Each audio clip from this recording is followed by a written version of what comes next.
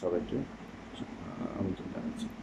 আজকে আমরা বিড়ালের ইউরিনারি ট্র্যাক্ট ইনফেকশন বা প্রস্রাব আটকে যাওয়ার সমস্যা কীভাবে আমরা সমাধান করলাম সেটা আমরা দেখাবো। চলুন দেখি। যে ভিডিওটি দেখতে পাচ্ছি এখানে বিড়ালের ক্যাথেটারাইজেশন করা হয়েছে এবং ক্যাথেটারাইজেশন মাধ্যমে দুটি প্রস্রাব বের করা হয়েছে।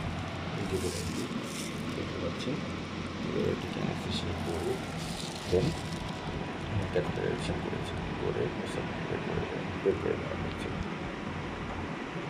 অ্যানেস্থেসিয়া দিলে ওরা ব্যথা কম পায়।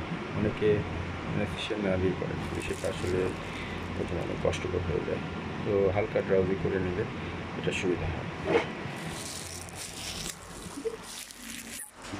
আপনারা দেখলেন বিড়ালের ইউরিনারি ট্র্যাক্ট ইনফেকশনের কারণে ইউরিনারি ব্লকেজ হলে আমরা কীভাবে তার সলিউশন করি, সমাধান করি।